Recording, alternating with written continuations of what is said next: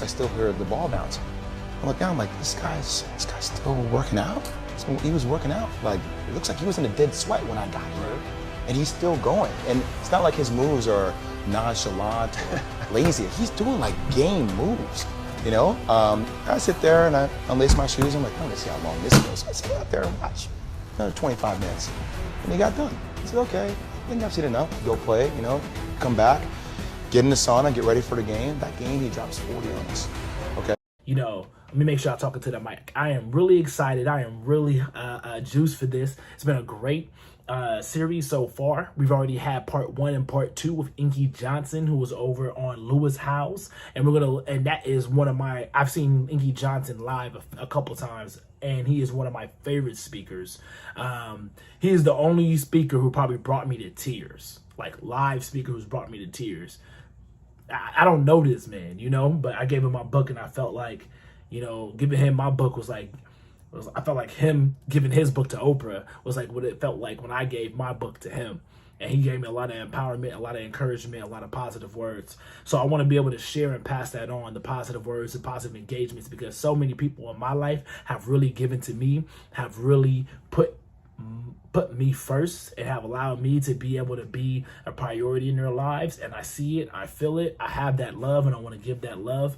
But the best way for me to give love is to actually spread knowledge, disseminate knowledge. You know, I was born under the planet Mercury, so I really identify with that. Yeah, I'm one of those astrology, deep thinking, universal aligned, although I was raised with Christianity and Islam, dad's Islamic, mom's Christian, type of experiences. Yeah, you probably don't even understand how I come from a perspective like that, but I think that's what adds to my uniqueness, is that I have a perspective that most people don't have, because I have experiences that most people don't have. And I think that will allow all of us to be able to look at our lives and reflect upon who we are in a special, unique way. So without further ado, because I think that we should really spend most of our time watching them, let's take 10 minutes and dive into what Lewis Howes and the GOAT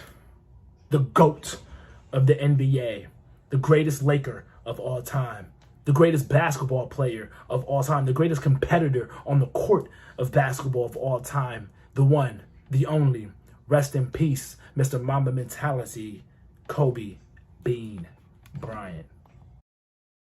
What I do now, you don't. Like, I don't see how people are affected by your basketball, or, you know, creating the punies and you put it out there. Like, I wish I could see a car ride of a family the first time their daughter hears Lily's Lemonade and what she's doing, you know, if she's singing along to it. That's not there, right? So that's the challenge. That's the one thing that I miss, is being able to feed off of the energy.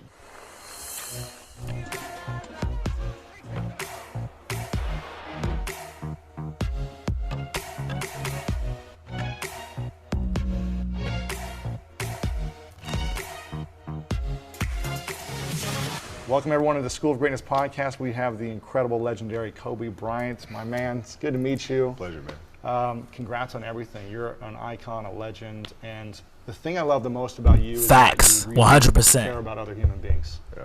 Your heart is so big, even though you've been known for this focused mentality that is just almost psycho in some ways, but you care deeply about human beings, and I think that's why so many people love you as well. So I want to acknowledge you for your kindness and your generosity towards humanity.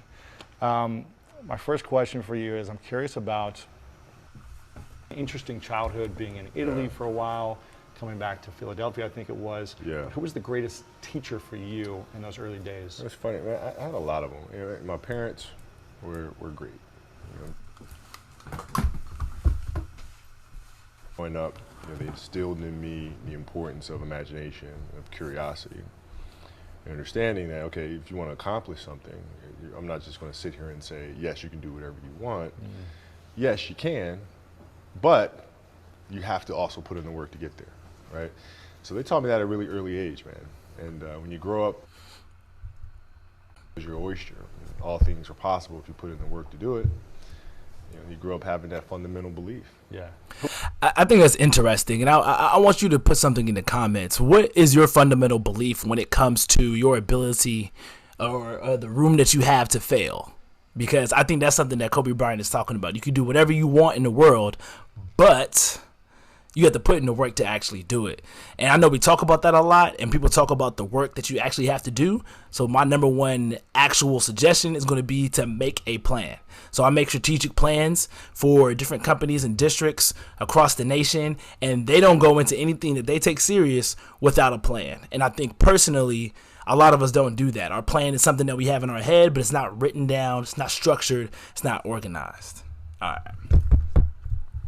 Who was more influential for you, your father or mother? Both were influential at different points. Yeah. Right. My mom was there on a daily basis.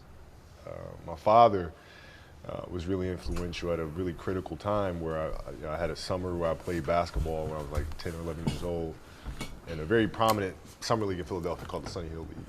And my father played, my uncle played, and they were like all-time greats and sort of stuff. And Wilt Chamberlain played in the league, Earl of Pro Monroe played in the league. And here I come playing, and I don't score 1 point the entire summer. Really? Not one. How old were you? 11, 10, 11. And you're playing against other 10, 11-year-olds? Uh-huh. And you didn't score once? Not one. Were you in the game? I was in the game. How'd you not score? Because I was terrible. Really? Yeah. That's crazy. I don't Thinking know about how you Kobe do not that. scoring. I mean, and I had these big knee pads on. Kobe is known for scoring. To think that this man was not scoring, but he was 11, so I guess we can't press the man too hard. Press the boy too hard. Because I was growing really fast. I had socks all the way up here, and I had like the high top Skinny, fades, like skinny as hell. And I scored not a free throw, nothing, not a lucky shot, not a breakaway layup, 0 points. And I remember crying about it and being upset about it. And my father just gave me a hug and said, "Listen, whether you score 0 or score 60, I'm going to love you no matter what." Wow. Now that is the most important thing that you can say to a child. Wow. Have you ever had a moment like that with your parents where they just look at you in the eye and they're like, no matter what you do, I'm going to love you, right? Hopefully, you're not doing horrible things in the world, but when you really think about it, like, that's a great moment. I definitely remember the moment where my mom and my dad was like, "Yo, we love you, not because you have a 4.0, but because of the fact that you consistently are trying so hard at school." And the result is a 4.0. But what we really appreciate and what we love about you is that you just have this relentless, driven mindset to keep going, to keep trying, and to not let things bog you down. And it was like, obviously, I'm their child, so they told me I literally just had to exist. And I was like, okay, bar is super low, but if the bar wasn't in hell and we were on earth, what would it be? And it's the effort that I put in, and to know that I have my parents' endless conditional love just for putting in effort consistently to be a good person. They love that, and I love that, and that gave me so much more confidence to be able to go out into the world and do what I needed to do. Now, I still had to build up a lot of confidence within myself, so if I was someone who wasn't confident and I wanted to build that confidence and I wasn't able to get any type of external validation from my parents or from my friends or from mentors or people who were just around me to be able to encourage me, what I would do was have to rely upon myself for that confidence, and I think that's where tracking your goals come really into play. And so if you could track your goals, you can see your progress, and you can know that you've gotten better, and you can know that you look good. Like if you're lifting weights, that you're looking good before you even reach your goal. That you're going to be, if you're trying to read and you're saying, I'm going to go at a page a day, and you know what? All I have to do is read one sentence a day or read one page a day, and I'm going to love myself.